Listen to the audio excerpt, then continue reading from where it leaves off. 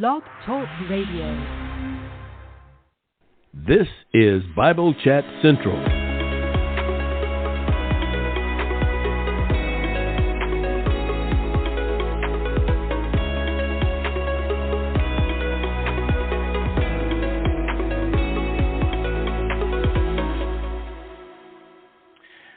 Hello, good afternoon.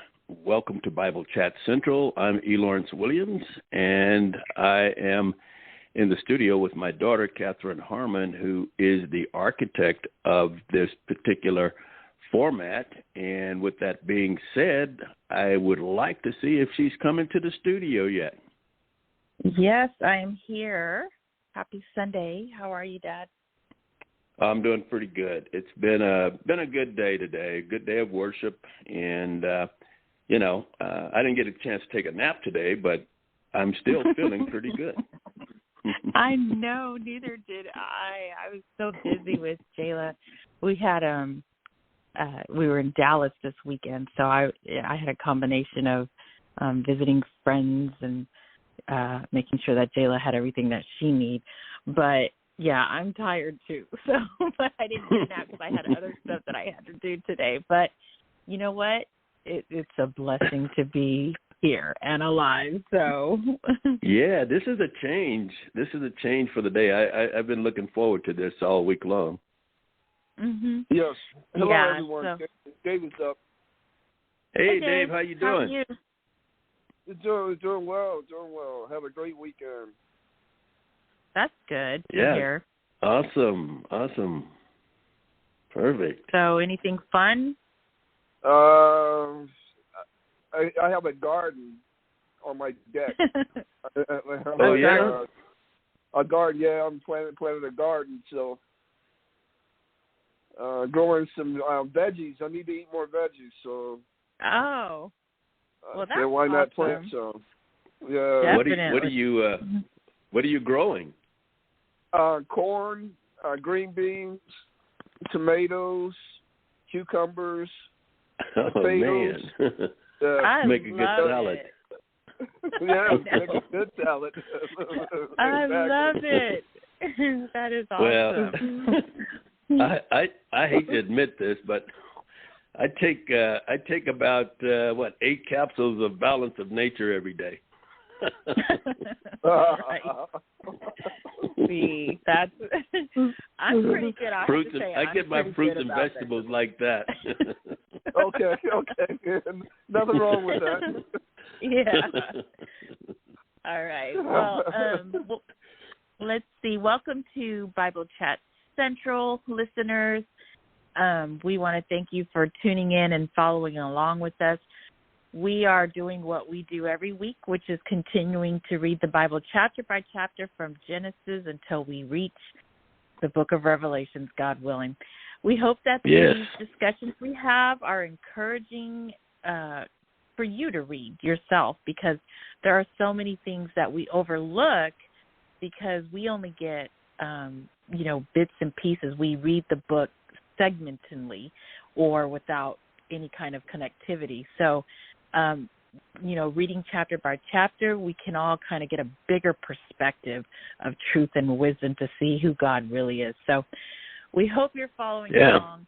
Today, we are discussing chapter 37, 38, 39. And you ready to begin? Yeah, let's roll it. Okay, so let's see here. So we are on chapter 37. And I feel like in this chapter, we are going to see Jacob's children and how they react to Jacob as being the favorite child of Joseph. Wait, did I say that right? Yeah. So Joseph is the favorite child, and we're going to see how Jacob's children react to this favoritism.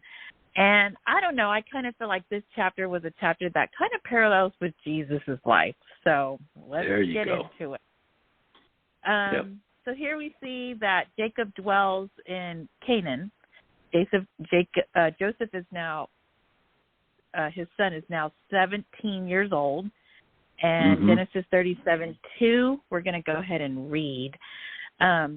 This is the history of Jacob. Joseph, being 17 years old, was feeding the flock with his brothers, and the lad was with the sons of Bela and the sons of Zilpah, his father's wives or concubines. And Joseph brought a bad report of them to his father. So here we can see that Joseph, he's reporting back to his father the bad things that his half-brothers were doing, his half-brothers through the maids, and really calling them out on their wrong, doing and not keeping anything silent. And I just find that so funny because we just got through reading the other chapters and we saw last that Jacob did not speak out against something that was wrong about his daughter, but we see here that Joseph has no problem, no issues whatsoever, is not afraid to tell the truth about something that is not right. So he's pretty good with that. So yeah. He's a tattletale, man. Yeah, big tattletale. So yeah, snitch. But oh well, I guess he learned the lesson, from his dad being silent. But as we're moving forward in Genesis 37, 3 and 4, we start to see here how his brothers feel about him. And I'm going to read this and then kind of give it over to you guys. So Genesis 37, 3, now Israel loved Joseph more than all his children because he was the son of his old age.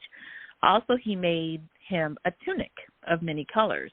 But when his brothers saw that their father loved him more than all his brothers, they hated him and could not speak peaceably to him. So he is hated because of favoritism. Does anyone want to say anything about this part of the chapter? Yes, I was. Go ahead, sir. No, I just wanted to back up just for a minute. In verse 1, I thought it was interesting to note that Jacob, I'm not sure what your translations, which word do they use? Do they use concubines or do they use wives? So I'm reading from New King James Version, and it says wives. Okay. So it was interesting because before we had noted that he had 2 wives, but he actually had 4 wives that bore him children. Mm-hmm. I thought that was kind of interesting, only because of the person of God and how God, how much grace he poured over that, because he's not a God of polygamy. But I thought that was very interesting. And, because we all know what happened, and we're going into that now. So, but I just wanted to just mention that before we went on. So what do you have, Dave, on 3 and 4? I would say as poorly as Joseph was treated by his brothers, he never took his eyes off God, basically, and was not afraid to share bad stories with his dad, Israel. And I had to read a little bit more to kind of find out what the story was that he was sharing, because it did not immediately come out. Was it a bad report card or something like that? Right. Yeah, I think we will actually kind of get that, to be true, because later we see, how the brothers are reacting to him. So moving on to 5 through 8, we can see. Well, let me back up here a minute. Let me back up here a minute, because I had a question about this passage. What do you think Moses meant when he wrote? He loved Joseph more than all his other sons, as he was a son of his old age. What was Moses trying to get across here? What do you think he was trying to get across? Well, I don't know exactly what Moses got across from it, but what I got, this is for myself. I have 2 kids. Okay, I raised my son and my daughter in the home. We also had I had a stepson and a nephew who lived with us. So in a sense, we were raising boys and 1 girl, Jayla being the youngest. okay, and the only girl on top of that. But I remember recently my son made this comment to say, it just seems like you love her more, like you favor her more because I treated her differently than he did.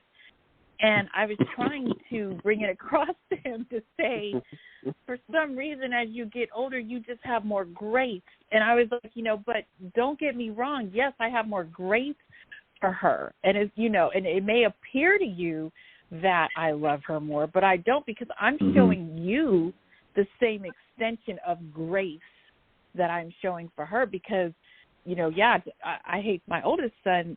Between him and Jayla, he got a lot of spankings, he got, a lot of heat, but, and Jayla didn't. So I just kind of felt like, well, I am older, but I am extending the grace not just to her, but to you too. I'm learning. I'm evolving with you guys as a parent. That's just how I saw it. But as far as what Moses is trying to portray, I'm not exactly sure what he meant by that. I'm not sure either. She was beating my grandson. Just kidding. I was not. He was just hard-headed, okay? But he turned out to be a wonderful man. So. Oh, no, he is, definitely. But, I kind of have to agree with you because somehow children born to an older father or mother in their old age, they seem particularly dear, and they manage to attract their parents' favor in a greater measure. And in Joseph's case, being a son born in Jacob's old age was not the only factor for his father's favor, but it was also God's grace that made him likable and rendered him preferable to all the others on account of the virtue of his spirit, the sweetness of his spirit. And, the scripture tells us Jacob loved Joseph because he was a son of his old age, and that served to increase the envy of his brothers, as we all know. But, this is not an uncommon situation today with parents who get a surprise birth in their later years. Yeah. Or like with you have, your daughter at home and you got your son, he's away. But, sometimes we can, your sister, she's 38 now, but my wife was 41 years old when she had Mercedes.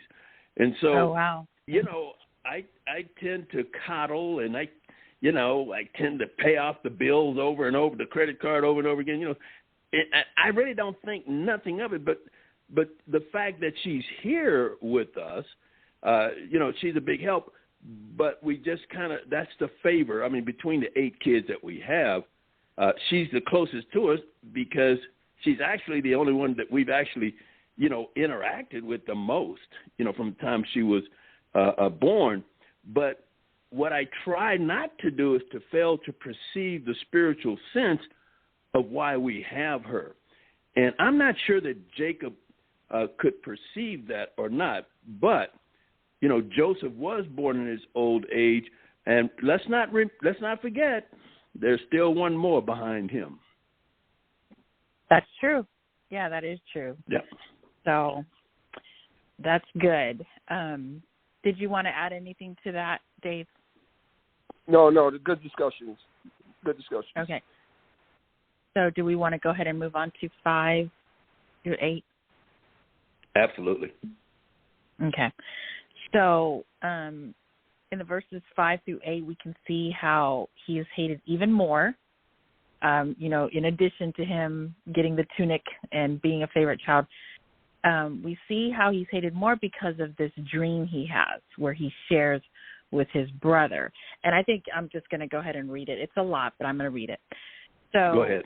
Verse 5, now Joseph had a dream, and he told it to his brothers, and they hated him even more. So he said to them, please, hear this dream which I have dreamed. There we were, binding sheaves in the field. Then behold, my sheaf arose and also stood upright, and indeed your sheaves stood all around and bowed down to my sheaves.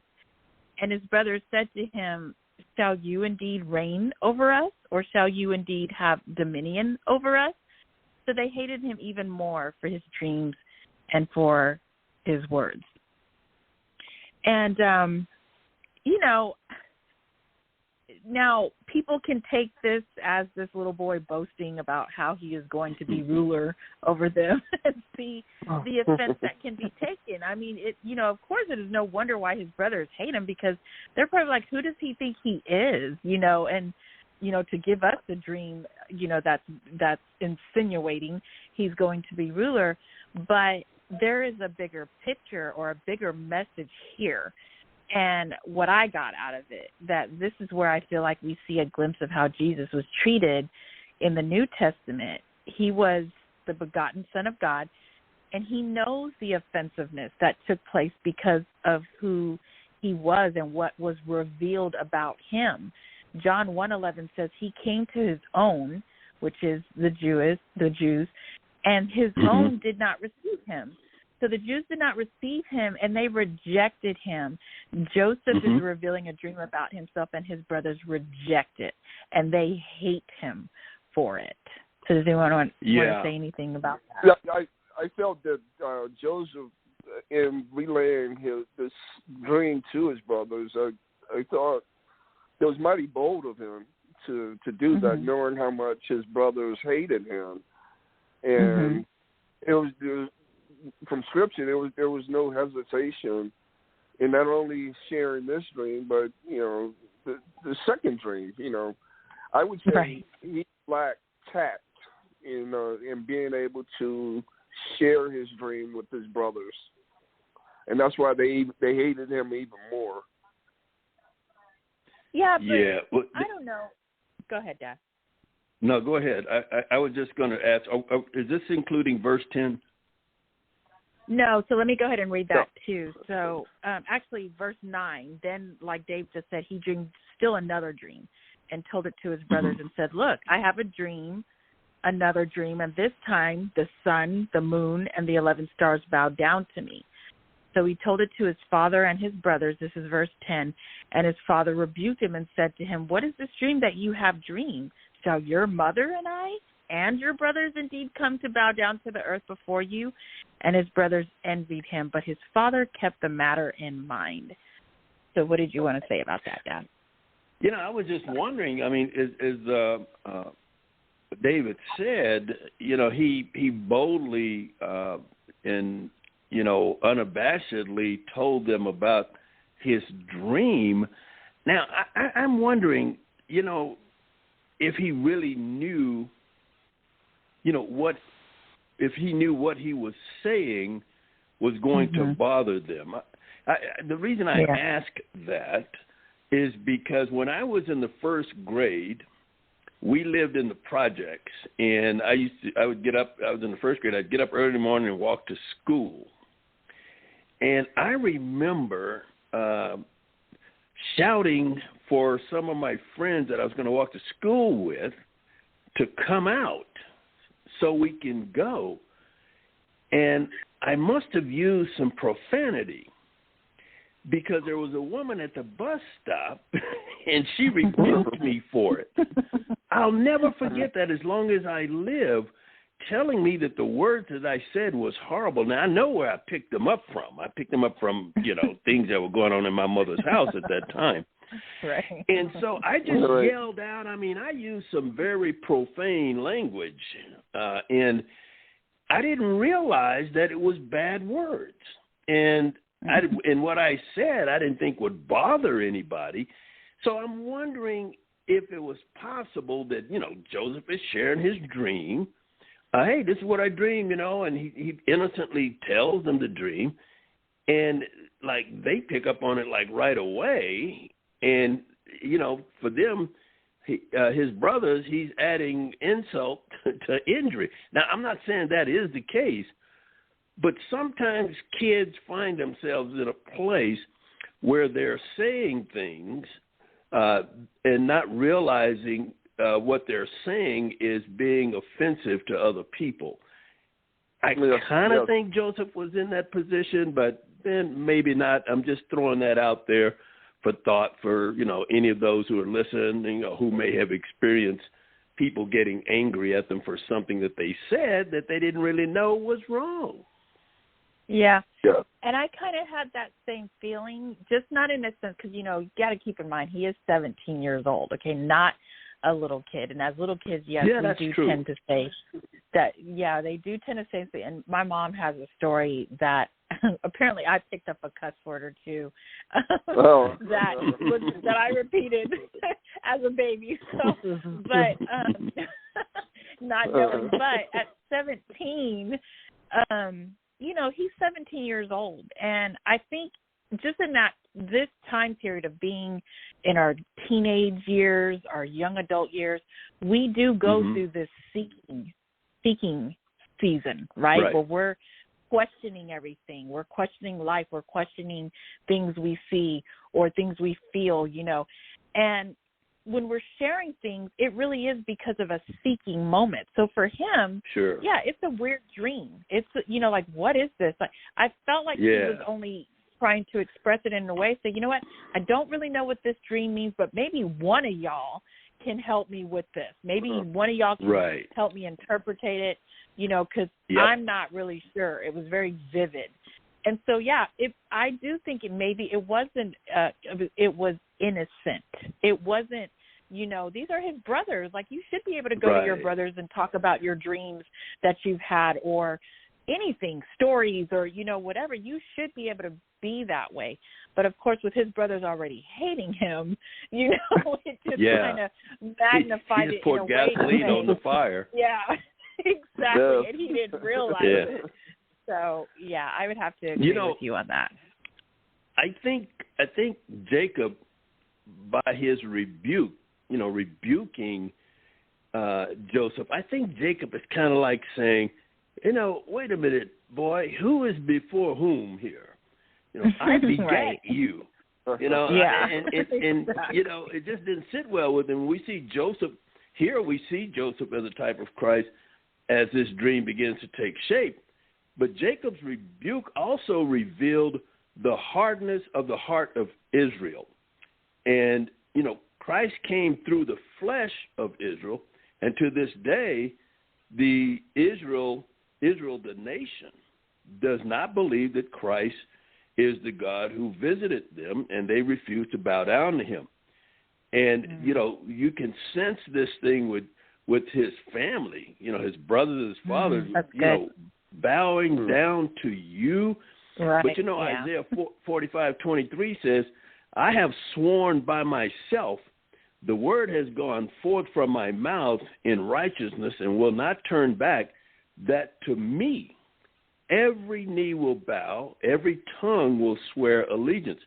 So Joseph was born into Jacob's family, and as you said earlier, Kathy, he was rejected by his brothers, and though his dream was rejected by his father,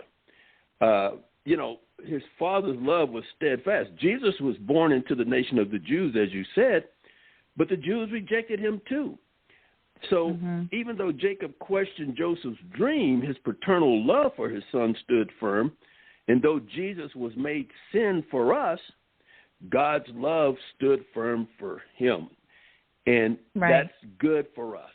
I mean, that's the blessing we get, the fact that God stood firm for his because God hates sin. He what does he do? He destroys whatever has sin. And that happened to be his son, but he still loved his son. Yeah.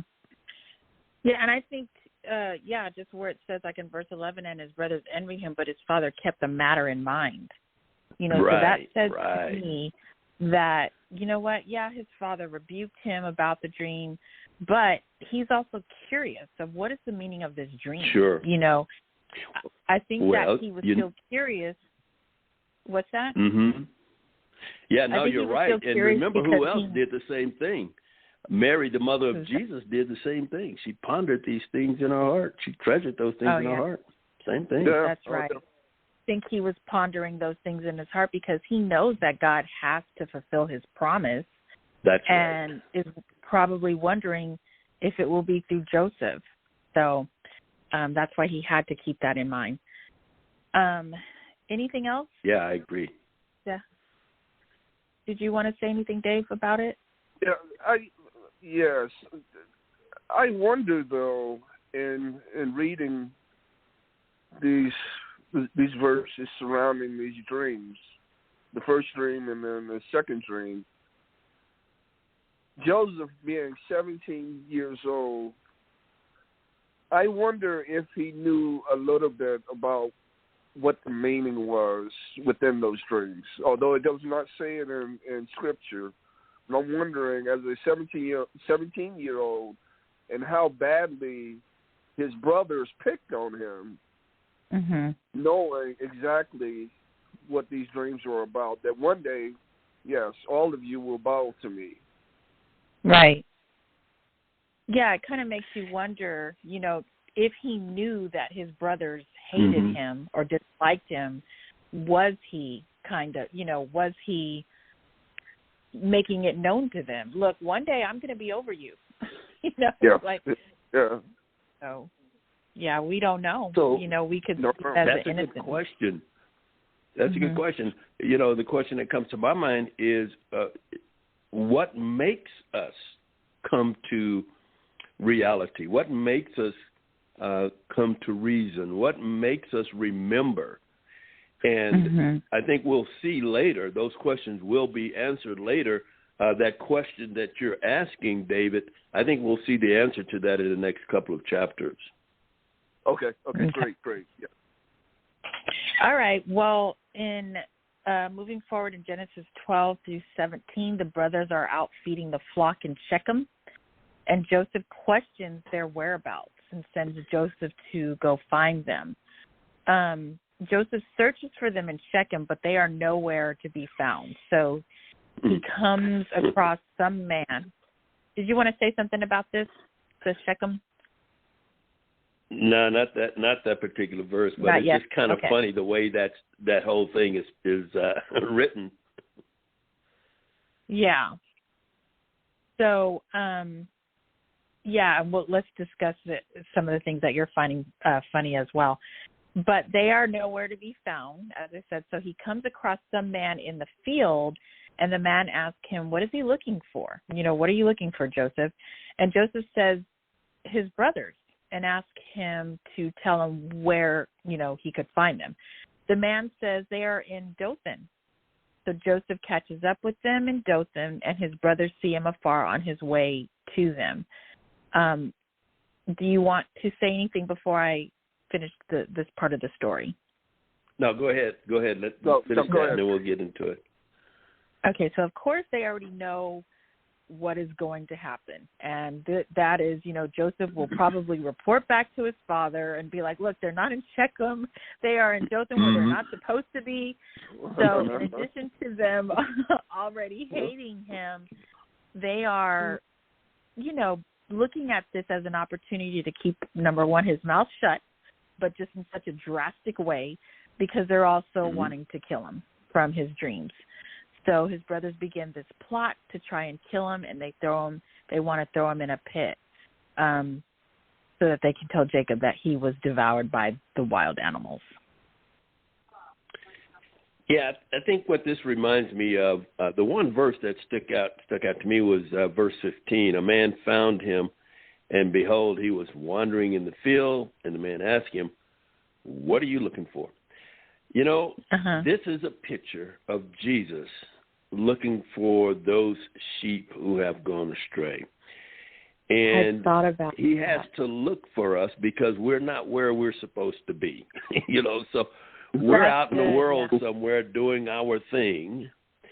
And, every once in a while you hear somebody say, "I found Jesus." No, you didn't. He found you.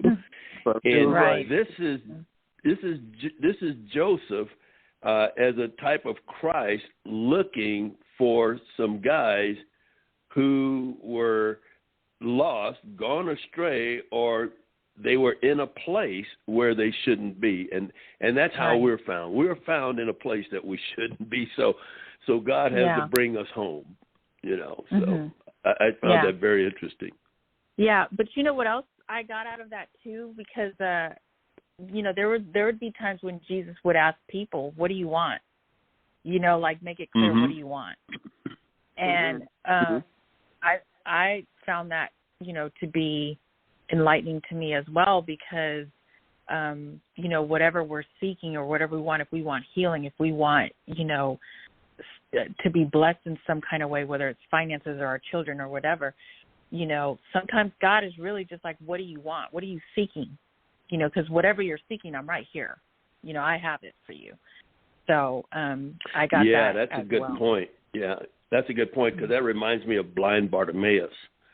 When Jesus asked him, what do you want? He said, son of David, I want my eyesight back.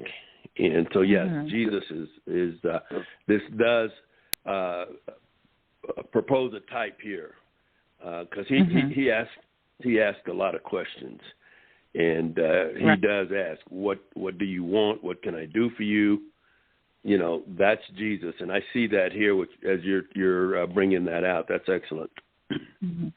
I would say that Joseph's brothers being found in Dothan, that location has significant history behind it, the Dothan location, because in 2 Kings 6:13 through 17 was where Dothan was where Elisha saw angelic armies surrounding him, protecting him from Syria, who came to arrest him. That all happened in Dothan. Yeah, I didn't know that. That's amazing. I didn't either. Yeah. That's amazing. That's pretty, yeah. Yeah, that is good. some history for Dothan. Yeah. Yeah, no, that's significant. Okay, I'll go to bed now.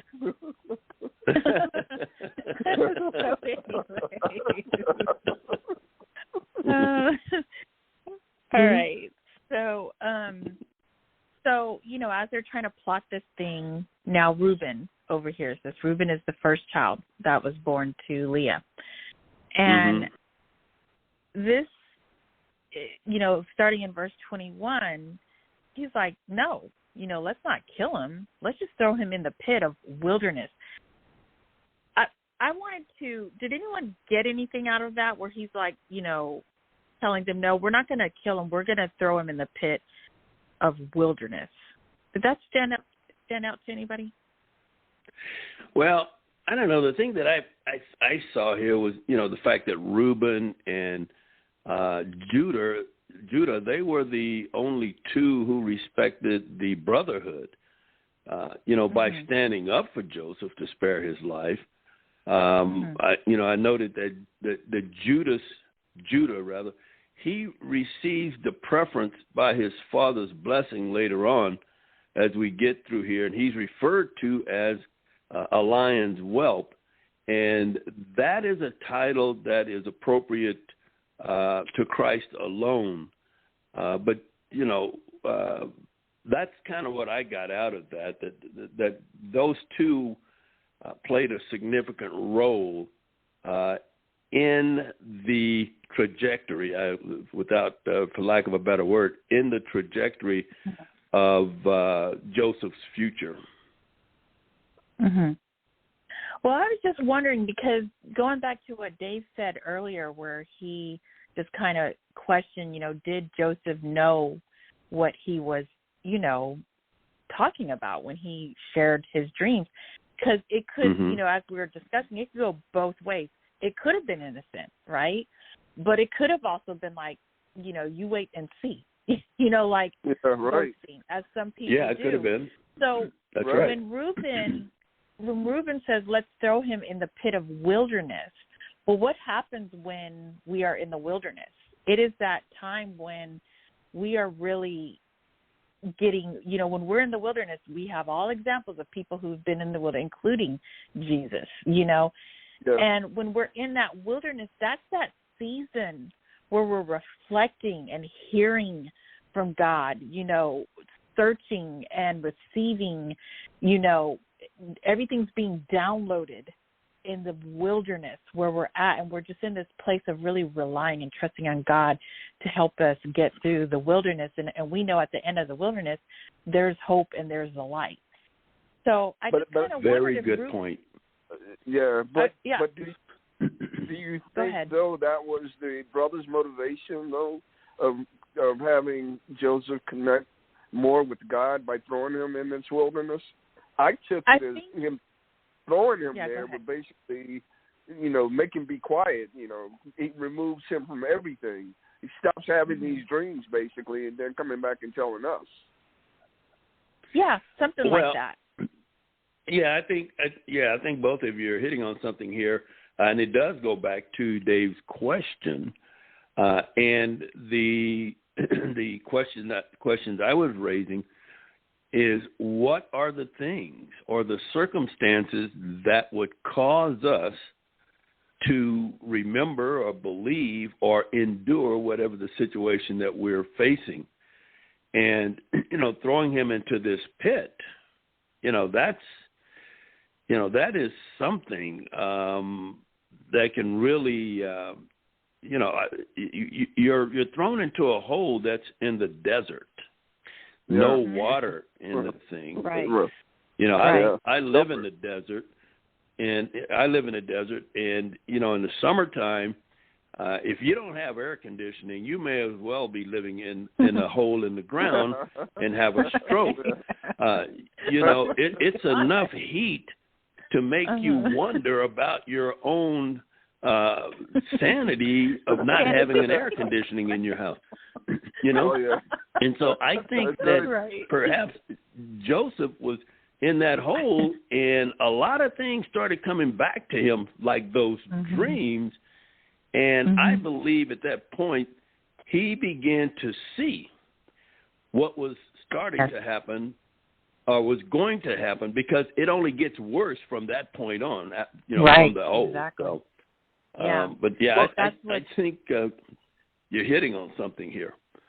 Yeah. Well, the wilderness. Their initial aspirations to kill him, but then they backed away from that. They, later decided we'll throw him into this wilderness.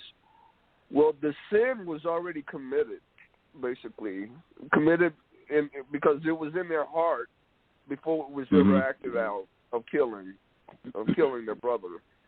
Our sin problem begins in our heart, basically, right? And must be dealt with. Yeah. But I also think, to add, the wilderness, what does it do? It prepares us. That's what the wilderness, it prepares us for what's to come next. And maybe just during this time period, it was preparing him for all the stuff that is about to take place. But what I do like is, even though Reuben had this idea to, throw him in the pit of wilderness, he knew secretly he was going to go and save Joseph later from the pit. That's right. To bring him back to Jacob. Yep. But I love this part, because even though Joseph's brothers are seeking to kill him, God intervened by moving in Reuben's heart not to do the same. So God's purpose had to be fulfilled, and he chose Joseph to be the one to fulfill it. So he had to keep him protected, and he moved in Reuben's heart to make sure, nobody's going to kill Joseph. So I definitely love how God moved in Reuben's heart. Yeah, without a doubt. I mean, he's thrown. Joseph is thrown into a bad place. Reuben knows it, and he consents. Comes up with this idea because his plan was to come back and get him. We're born into this world, which is very hostile, very dangerous. But God has us here. And he is, he set us apart and for sanctification. And it's tough. Life gets really hard in this world. God knows it. But he's got us here because he knows he's going to come back and get us. And I think with Reuben also in this particular type of situation could be a type of Christ in this situation that they're in right now, with Joseph being in the hole. That's good. I love that. That is really good. That just kind of ties it all in together. We can feel like we're in the wilderness now with the way the world is and with the way the world is going. Well, the world and is, we're seeking God. When are you going to come back? We're looking for you to come back. So, yeah, that's I'm really hearing good. them saying, waiting for him to say, "Son, go get the children." That's what we're waiting on. Go get the children. I know. And then you hear the horn. So that's right. Okay. Anything else? Did you want to add anything? I would say that sometimes focusing on our live streams can be quite dangerous, because our live streams, dreams we have every single night, doesn't always match up with the dreams that God has for us. And so we think of Jesus as a way to accomplish our dreams. We make him an actor in our life story. But instead, we want to play our part in God's unfolding story. We want to have an active role in that story. Yeah, I would have to agree with that. Definitely. All right. Okay. So they go ahead and follow through with Reuben's plan, and they rip his tunic off and throw him in the pit. But then, as they are eating, so this is verses starting from verse 23 on. Okay. So as they're eating, they see another opportunity in Genesis 37:25 through 28, and I'm going to go ahead and read it. And they sat down to eat a meal. Then they lifted their eyes and looked, and there was a company of Ishmaelites coming from Gilead with their camels, bearing spices, balm, and myrrh, on their way to carry them down to Egypt. So Judah said to his brothers, "What profit is there if we kill our brother and conceal his blood? Come and let us sell him to the Ishmaelites, and let not our hand be upon him, for he is our brother and our flesh." And his brothers listened. Then Midianite traders passed by, so the brothers pulled Joseph up and lifted him out of the pit and sold him to the Ishmaelites for 20 shekels of silver, and they took Joseph to Egypt. Anyone want to say anything about these verses? Yeah. One of the things I noted here, I was verse 28 really. Well, let's talk about his tunic. There's a lot of correspondence here between Joseph and Christ, and when you study this particular chapter, it's just loaded. But Joseph was stripped of his tunic of many colors. And that represented diversity, but it was stained with blood. And at the same time, when you look at Christ, he was stripped of his flesh. Remember how they whipped him on his back? And his blood was poured out for the remission of sin for the diverse nations of the world. You have that correspondence there. That again, you're looking at Joseph as a type of Christ, and it's a force. The things that happened to Joseph, they all foreshadowed the coming of Christ and the suffering he would have to endure on his way to the cross. Yeah, and it's so what stood out. Oh, go ahead. No, go ahead. No, if you're not finished, go ahead and finish what you were going to say. No. Okay.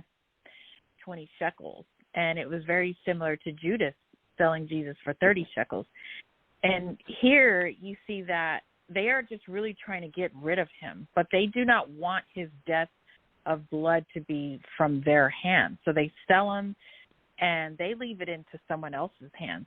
And to me, yes, everything is really just reflecting Jesus, because it was very similar to Pontius Pilate when he didn't want to be responsible for the death of Jesus against the Jews' accusations. And, so I just, all of this is just, to me, it's, again, it's just foreshadowing, what's to come. So, that's a great what observation. I got. That's mm-hmm. One of the things here, they say that Joseph was sold, or he was betrayed by his brothers for 25 pieces of silver, and mm-hmm. Jesus was thrown under the bus for 30 pieces of silver. Right. And so in this instance, again, we see that Joseph is a type of Christ. But here's my question. Why do you think Joseph and Jesus were sold for different amounts of silver? I do not know. I wondered that. I'm like, the difference. That is an I don't know. question. Jesus is worth more. Well, that's a decent answer, because Jesus Christ he's not valued at the same price by all people. Right. To some people, Jesus is worth less, and to some, he's worth more. But to the vast majority of the people in this world, he's worth nothing. So they see no value in taking him into their lives. And a good example of this can be found in Matthew 22, verses 5 through 6, which is the parable of the wedding feast. And it says that an invitation was sent out to some people to attend a wedding feast for the king's son. And this was their response. But they paid no attention and went their way, one to his own farm, another to his business, and the rest seized the slaves and mistreated them and killed them. The reprobate has no need for Christ at any price. And those of us who have been forgiven, we've been forgiven a lot. So we value Christ the most. I mean, we can't pay, we can't even, we don't have enough money to pay for what he did. But, I want to recall what Jesus said to Simon the Pharisee in Luke chapter 7. He says, and he was talking about the woman who was washing his feet with her tears. And he says, for this reason I say to you, her sins, which are many, have been forgiven, for she loved much. But he who is forgiven little loves little. Joseph was sold by his own brothers to savage travelers, and Jesus was sold over to savage Gentiles by his own people to be crucified. So neither Joseph or the Lord had done anything wrong to deserve what they received through treachery. And who did the brothers sell Joseph to? Their brothers, who were the Ishmaelites, the unregenerate sons of Abraham. So I thought that was interesting. Yeah. When you look at what was paid, the amount of money that was paid for Joseph, paid for Jesus, for us, we look at that and say, there ain't no amount of money I can come up with. I couldn't come up, all the money in the world couldn't pay or repay God for what he did. That's how valuable Jesus is to us. But for most people, he's worth nothing. They don't want to have anything to do with him. He's not worth enough of their time or money or effort to share their life, to share their life with him. And so I thought it was significant, of the price that was paid for both Joseph and Jesus. Yeah. Well, to add to that, sir, we see that every single day now on our TV about how the different TV shows have justified the amount of things that they show nowadays on TV, because they totally disregard Christ, but have since come back and said that they are now devil worshippers, if you will. Wait, what do you mean? What do you mean? Yeah, not paying any amount. Folks out there not paying any amount of money or any amount of time or or effort or prayers out there towards Christ. Right. But yet they take all of their actions nowadays and pay towards devil and satanic worship. Right. Yeah. That's good. Good point. Yeah, that's the way of the world for sure. Yeah. I think what I just generally got out of this chapter is, like you were just saying, you know, the similarities between Joseph and Jesus, you know, and how they handled him. You know, they didn't do anything wrong. Like you said, they really didn't. I mean, okay, so what? Joseph was a tattletale, but it was still him standing for what's right. You know, he was just standing for what's right. And we can see that, you know, when you look at Jesus, he makes it clear, you know, that many will hate him, and those who represent him are hated too, because in Matthew 10:22, it says, and you will be hated by all for my name's sake, meaning standing for what is right. But he who adheres to the end will be saved. And we see that, you know, eventually Joseph will be saved, you know, because of him standing for what's right, you know, and it's a representation of us standing for Jesus' name's sake. But we're going to be hated, you know, just like he was. Joseph was hated. Right, yeah. So. Yes. The brothers stripping Joseph of his tunic of many colors with, you know, their cruel pleasure in taking on that action. Let's not forget about how Jesus was stripped of everything before he was crucified. Yeah. Right. That's very Jesus went up on a cross and Joseph went down in a pit. But each was stripped, declared cursed, into a place they could never rescue themselves from. That's very good. That's a very good point. Absolutely. Absolutely. So, and, you know, that just shows the many parallels, and for us as well. God can put us in a place where we can do nothing, and no one can do nothing for us.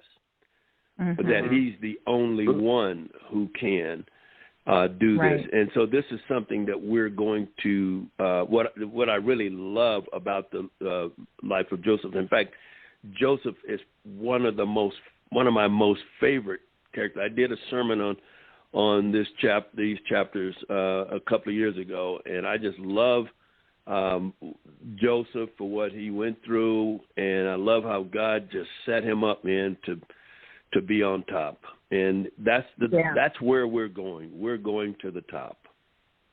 Yeah, definitely. Yeah.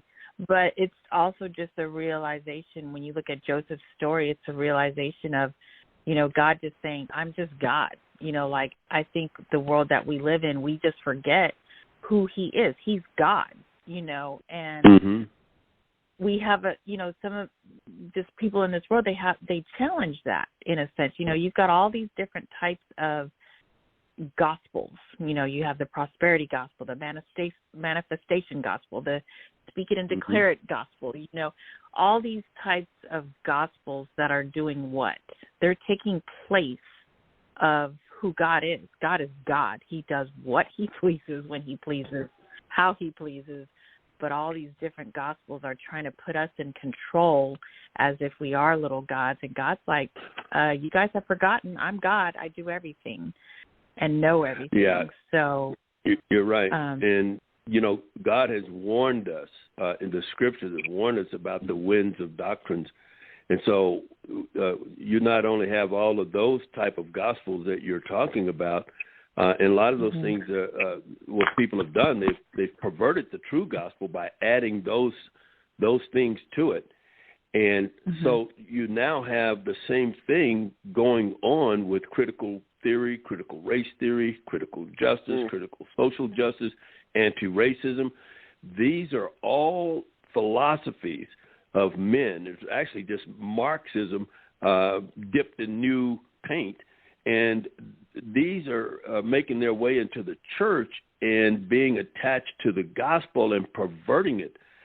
So the devil has a lot of ways of coming at the church, what's sad is people who claim to be shepherds, under shepherds over their congregations are not understanding these doctrines. These are shiny objects that look good on the outside. They sound reasonable. But what they're doing is supplanting the gospel of God and bringing in the great thing about the gospel is that we can't take credit for it. But when people start attaching these winds of doctrines to the gospel, they're trying to supplant the message and take credit for it themselves and directing people away from Christ. And so these are terrible things that are happening in the church, and we have leaders in the church who are failing the congregations by allowing these things to come in. The first job of a pastor is to protect his flock, and many of them are failing to do that. Yes, I agree. Yes. I do. I agree. So, but this is why we're doing Bible Chat Central, because we want, again, to make sure people are hearing the truth and there's no extra doctrines in there. Okay. Right.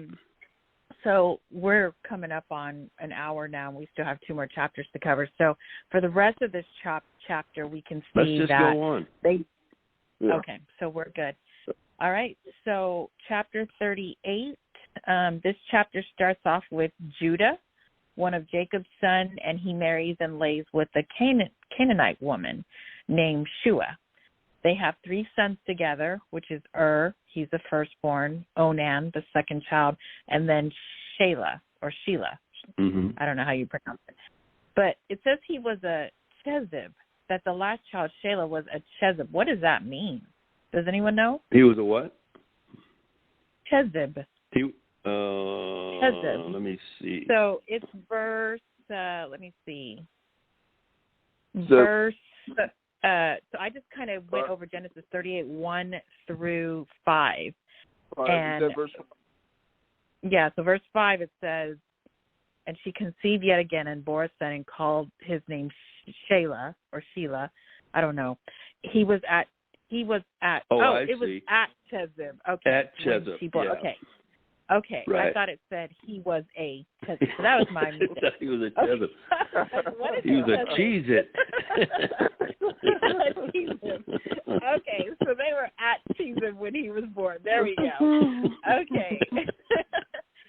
So, and I'm telling you, I had such a busy weekend this whole week, so I pardoned my mistake. Anyways, so moving on to, let's see here, 6. Okay, so verse 6, Judah takes a wife for named Tamar, but he is killed in verse 6 and 7, which I'm going to read. Then Judah took a wife for his firstborn, and her name was Tamar. But Judah's firstborn, was wicked in the sight of the Lord, and the Lord killed him. So, I don't know. I just kind of see here that this was God's divine judgment is taking place in that verse. Yes. And it doesn't really, we don't know what the wickedness is. It doesn't, nowhere does it say what the wickedness was, but we see that God already judged him because it was an offense somehow to the covenant that God promised. So, I thought that was interesting. It had to be evil wickedness for God to take immediate action and to judge that in that way. Right. Yeah. Yeah, and that was the work of the Holy Spirit, and we find the Holy Spirit doing the same thing in the New Testament with the beginning of the church when it came to Ananias and Sapphira. So there was something, and because the church was in its infancy. And here you see God protecting the line of Christ. And he took severe action in this case. He knew who he wanted to carry on. So, that was severe judgment. And we don't know what he did, but it was contrary. It was against the Lord in any case. Right. So that, but then in verse 8, now you see that because of the first child, is gone, Judah now tells Onan, the second born, to go into Tamar because, of course, back then it was custom for the line of brothers to do this when there was no children that were bared. But Onan does not exactly want to do this. So he omitted the possibility of them having kids by birth control means. And why did he do that? Why did he choose to omit having kids with Tamar, even though he was the second in line to be able to do that? Well, apparently, whenever Onan had intercourse with Tamar, and by the way, this Tamar isn't the same one that we'll read about later on in David's family, just in case somebody's wondering. But okay. Whenever Onan had intercourse with Tamar, he wasted the semen in some way instead of applying it for procreation. So it appears he did this out of animosity and jealousy toward his dead brother because he knew that any offspring he produced would be for his brother's honor and not his. That was the case right there. He knew it would be for his brother's honor and not his own honor. And if we look back, we can see that Onan did, or what he did was in violation of what God commanded, and he impressed, and what God impressed upon the hearts of men, and that was to be fruitful and multiply. Now, in that culture and time, what Onan did was very bad because it snuffed out the hope of expanding Judah's family. And Onan's actions killed or aborted the expected son before he could be born. Now, this was severely condemned by the Holy Spirit with the death of Onan. Now, we have a better sense of how God feels about obeying his command to be fruitful and multiply. He did not say be fruitful and murder. So we also see God's recompense for this kind of evil. And if he killed Onan for aborting what could have been a son, how much worse will it be for those who murder the innocent ones in the womb who don't have the power to defend themselves against their aggressor?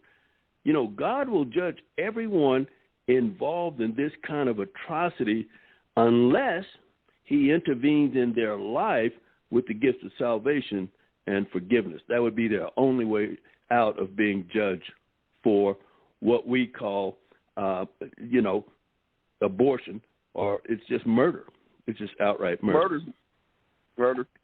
So you're saying, so based on verse 10 where it says, "In the thing which he did displease the Lord," we're talking about Onan who emitted his semen and put him on the ground. He wasted it. It says, "In the thing which he did displease the Lord, therefore he killed him also." So the Lord killed him. So you're saying that the reason why is because of the disobedience of being fruitful and multiply? Yeah, but also God, in that culture, he had the responsibility of providing children to carry out his brother's name. But because it was for his brother and not for his own honor, then he decided he wasn't going to obey God. So built within that is God's command, be fruitful and multiply. So he disregarded that. In other words, he tried to stand his ground against God in this situation, and God was not going to have it. Wow. So he took him out. Good. Well, that's kind of, and I hate to bring this up right now, but it just seems like it falls in alignment with that, because how many today, just through homosexuality, are you wasting your semen? And I just wonder, how does God look at that too? You're wasting it. You're not being fruitful and multiplying. It's being wasted into somewhere else where it shouldn't be wasted into. And I wonder if God. What are they doing? Yeah, let me give an example that's even greater than that. Looking at many of us Christians have used this story as proof text against masturbation, basically. wasting the semen, if you will. Well, yeah, I mean, it's all part of sexual immorality. It just all is, but sexual impurity. Yeah, and what has God done? What has He done? He has given man the fruit of his loins, the seed from his loins, to procreate, to not waste it anywhere. But God designed that seed to be implanted into the womb and to produce children. Remember, we started out in Genesis. When we look all the way through Genesis, you know, God is always talking about be fruitful and multiply. Even to this day, that command stands. And so when you take examples as you're talking about, Dave, and what you're talking about, Catherine, these are in violation. And then when the seed is conceived in the womb and it is killed, that's even a greater. I mean, that's astounding to take that seed and kill it. Yeah. God and that seed are created in God's image. And I think this example of Onan here, we can see why God took him out. It says why God took him out. And it'll be, remember, God has not changed. Same today, yesterday, forever. Yeah, exactly. And unless people involved in this business of abortion, and there have been some who God delivered them from it through salvation and faith in Christ, they don't have to stand in judgment before God for what they were involved in. But for those who don't, where God does not intervene into their life with salvation, they'll stand before God at that point, and God could even judge them in this life. You know, so this example of Onan shows how God feels about wasting the fruit of a man's loins by just throwing it away. You know, that's I think that's the lesson we get it. And he deals with people in a very severe way with this. And some people might be thinking, well, it hasn't happened to me yet. It hasn't happened to my friend. Well, he may not do it in this life, but he will do it in the next life unless he intervenes in your life with salvation. Yeah, exactly. That's good.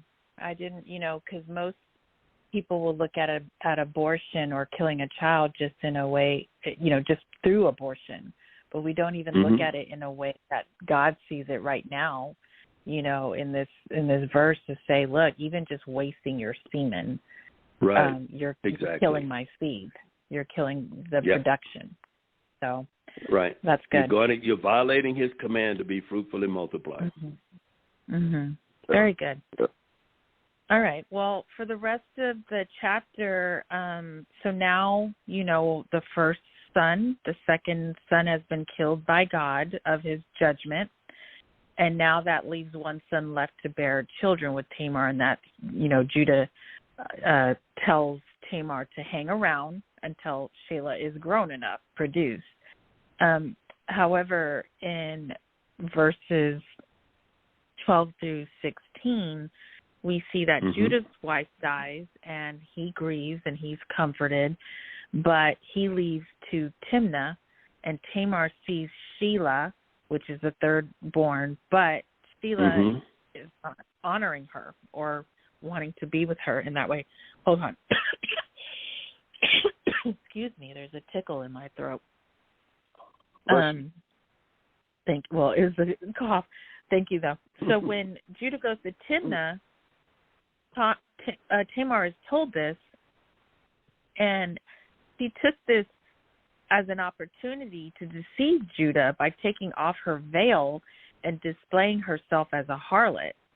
And Judah sees her and wants to, has this proposition with her to lay with her. And she says, what are you going to give me? And he says, what do you want? So Tamar says she wants, in verse 19, and I'll read this part. No, I'm sorry, it's verse 18. Then he said, what pledge shall I give you? So she said, your signet and cord and your staff that is in your hand. Then he gave them to her and went into her, and she conceived by him. What is this about? Why is it so significant here? Well, we can see for sure it's a case of deception.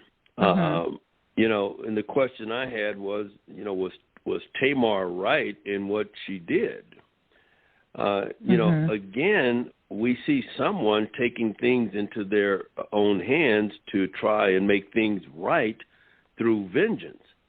Now, Judah did not give his son Shelah to Tamar as he had promised, so that she could remove the disgrace of being childless. The incestuous act she committed was as bad as adultery because it undermined the dignity of what we do naturally. So she was supremely upset because Judah was forbidding her to marry by keeping her at home to remain barren. And women in those days, having children, that was their glory. But in doing this, she was not driven by lust. There's no way this was by lust. It was by vengeance. But I think the lesson for me here is that when someone hurts or injures me, I shouldn't rush in with my own remedy to solve the problem. I should leave it to God. But regarding Judah, the disgrace of any man is to have sex with a woman he doesn't even know. And this is especially true of an old man like Judah. Like a stallion smelling a mare, Judah was led by his lust, and he had no fear of God. James puts it this way in James 1:14. He says, but each one is tempted when he is carried away and enticed by his own lust. This becomes a greater problem of shame today when men will find themselves climbing into bed with strangers who appear to be women but aren't. And women will be climbing into bed with strangers who appear to be men but aren't. And, they'll incur shame and embarrassment greater than that of Judah because of what? Because of their own lustful desires. And,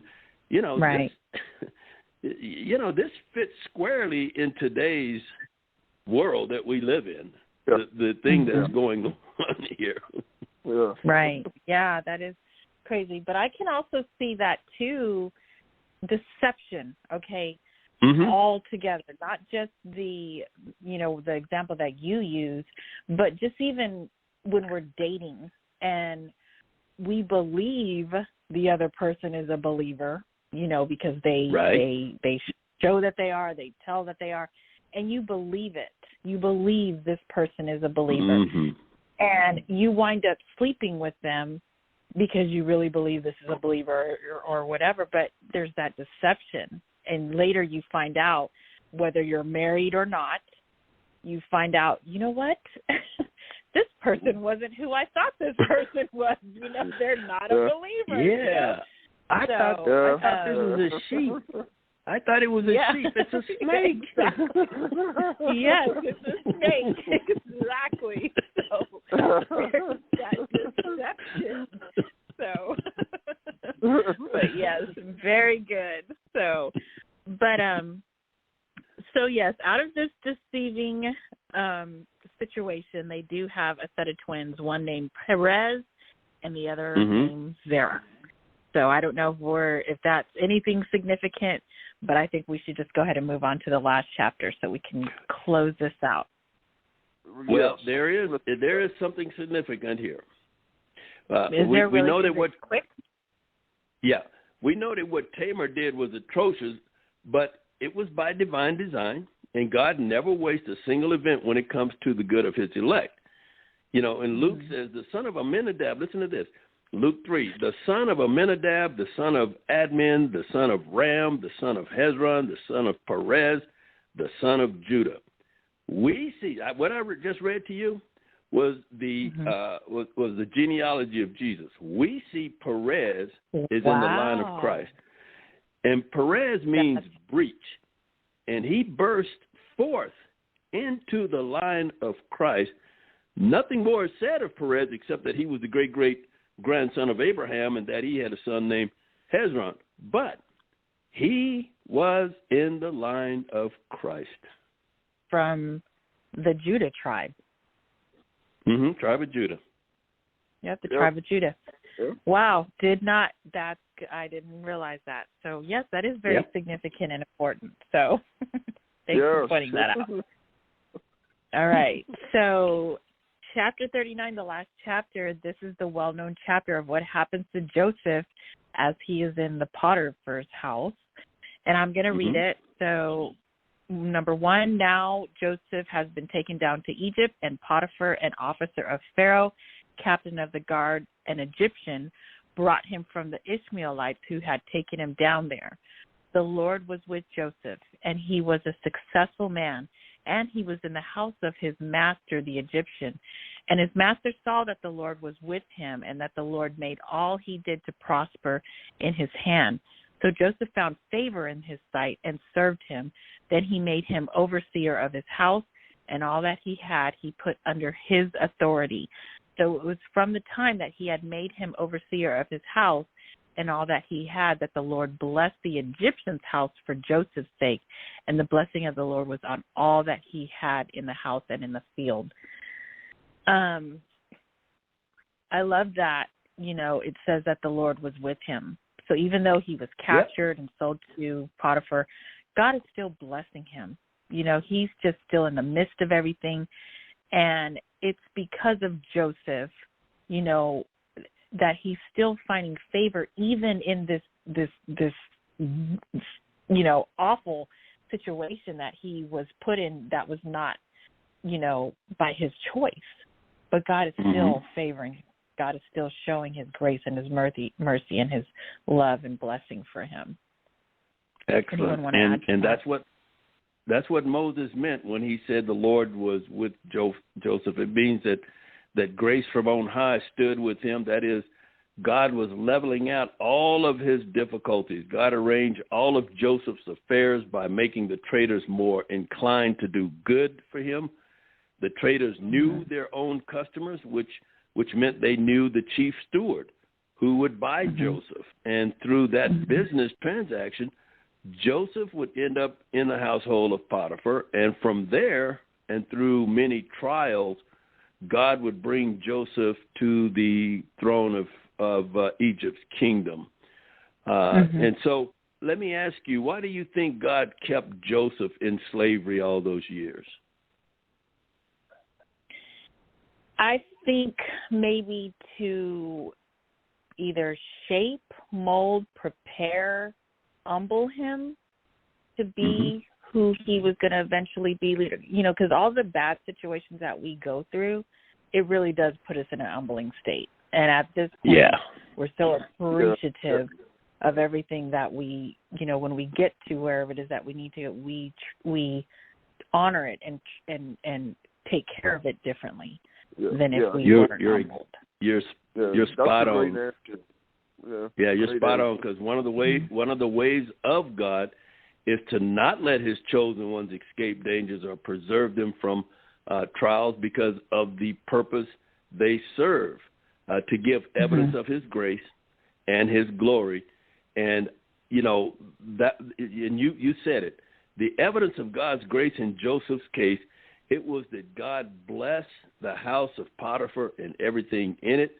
And that is one of the many graces God used to pave the way for Joseph to ascend to the throne of Egypt. And remember what God promised Abraham. He said that we would be a blessing to all nations. And we see this happening right here with Joseph being in Potiphar's house. I mean, that, 2 Corinthians 4:17 says this, for a momentary light affliction is producing for us an eternal weight of glory far beyond all comparison. So you hit the nail right on the head, Catherine. You're right on that. Spot on. Very good. So as we're moving on in verse 7, we see that because of Joseph being eye candy to the Potiphar's wife, she is making advances toward him. And it says in verse 7, and it came to pass after these things that his master's wife cast longing eyes on Joseph, and she said, lie with me. And then did anyone want to touch up on that before I move on to 8 and 9? Well, I just want to quickly say that Satan tempted Jesus, and he told him he showed him a place and time and said, "I'll give you all these things if you just bow down and worship me." Yeah, right. That's it. I mean, he's at work here with Joseph. Yeah. Right. And that's kind of what it ties into verse 8 and 9, where Joseph is refusing to do anything with her. But I really did. I paid close attention to what he says in verse 9, which is very similar to what you're saying. There is no greater in this house. This is Joseph speaking. There is no greater in this house than I. Actually, let me back up to 8. But he refused and said to his master's wife, "Look, my master does not know what is with me in the house, and he has committed all that he has to my hand." Now, verse 9, there is no greater in this house than I, nor has he kept back anything from me but you, because you are his wife. How then can I do this great wickedness and sin against God? That stood out to me because he's like, look, Potiphar has given me everything, but the one thing he has not given to me is you. So why would I sin against God? And it reminds me of Adam and Eve. God gave them everything, and they could eat whatever they wanted to in the garden except for the one tree of the knowledge of good and evil. But because of their sin, they wanted more. But here Joseph is like, it is tempting, but I don't want more of what I already have because I am content enough. And I'm not going to sin against God to bite this fruit. Like I'm not going to do it. And I think that's how we should be the same. We want more. Right. Everything. We can't just be content with what we have or the things that, we in the world that we live in, we just want more. We want more of the knowledge of good and evil, that fruit. But we just can't be content when God is like, look, I've given you everything already, but I'm not going to give you this. This is not what is good for you. And so, but we just go ahead and, oh, well, I'm going to do it anyways, but here Joseph set that great example to say, you know what, I'm not going to take a bite of that tree. I'm not going to do it because then I'm sinning against God. Yeah. Yeah, and that is the question we should ask ourselves when we're faced with temptation is, do I want to sin against my God? And, most of the times we don't even think about that because we're so caught up in what's in front of our eyes. And the desire can be so strong sometimes that, like you said, we just throw off the restraints. Oh, well, God will forgive me. It's right. blatant abuse of God's grace. Yeah. So kudos to Joseph, and it's very hard. It is very hard to say no to temptation, but God made a way out for him, and he took it. He took that way out. Yeah. So, well, that does remind us of the verse that says, no temptation is overtaking you, but such as is common to man, and God is faithful, who will not allow you to be tempted beyond what you are able, but with the temptation will provide the way of escape so that you can stand up under it. So he always provides a way. Sometimes we put the blindfolders on so we don't see it. Right, but there's always a way out, and we should take it. Right. Yeah. All right. Did you guys want to say anything more about chapter 39? No, this is good discussion. Yeah, we packed in a lot today. Yeah, we did. That first chapter is what we packed in a lot about. So, but so Joseph is one of the favorite stories for most believers and most people, who don't really know. So I love the whole Joseph story. So we're going to get more into it over the next chapters, but this was a very good discussion. Very good. So I just love God's grace through all of this. I just love it. Yeah, definitely. So, all right. Well, gosh, we're already near the end. Any final thoughts on any of the 3 chapters that we discussed? I just say there's a lot of life lessons in these chapters. Yeah, we're looking forward to it. I'm looking forward to those discussions. as well. Yeah. All right. Well, listeners, we hope that you also got a lot out of this, and hope that you'll go back and read these last 3 chapters as well for yourself. See if maybe you got anything else out of it. And if you did, send us some comments about it or questions that you may have about it. We'd love to hear from you. If you need prayer, definitely reach out to us as well. So, yeah, hopefully you got something out of it. If you want to, you can follow us on YouTube channel, Bible Chat Central, or it's just Bible Chat Central. Just search that. Everything will be in chronological order on that channel if you missed any of them, and we will continue to upload them as time goes on. I did not get a chance to do the Easter one, but I will do that. I will be working on that one for this 22 days and go ahead and put that up on there. You can join us on Facebook.com as well. Just search Bible Chat Central and join the page. And there are also books on there that you can purchase whenever we do mention them on here. We don't often, but they are on there for purchase. Right. Anything else? Life Ministries. We have, my dad does the Life Ministries. If you want to know more about that, you can Google it. It's Life Ministries, right? Is that what they Google? It's Life Word Ministries. Life Word you can Ministries. Google it, Okay. and right now I'm going through the book of Galatians, and pretty soon I'm going to be changing to Life Word Ministries Exodus to Christ. That will be the new 501c3. But you can Google, and you can catch up with all of the episodes that I have there. And also you may see something called That's a Wrap in the Word as well. Okay, very good. Good. All right. Well, it was a good discussion with you guys, and thanks for your patience with me and not having everything in order, but we got to it very nicely. You did good. Great job today, as usual. Yeah. And let us know all what right, that guys, church is. What's that? Well, let us know what that church is that we were talking about earlier. Oh, Chesip. Yeah, Jessup. Yeah. We'll figure out what historical value that is. Right. Anyway. All right, guys. So you guys have a great night. Okay. All right. God bless all of you. All right. Bye-bye. Well, this concludes today's edition of Bible Chat Central, and we hope that you were able to glean something valuable from our Table Talk discussion. Co-host and creator of Bible Chat Central, Catherine Harmon, would love to hear from you. So if you have any questions or comments about today's conversation, you can email us at BibleChatCentral@gmail.com. That's BibleChatCentral@gmail.com. Until next time, thank you for tuning in to today's conversation. May God richly bless you.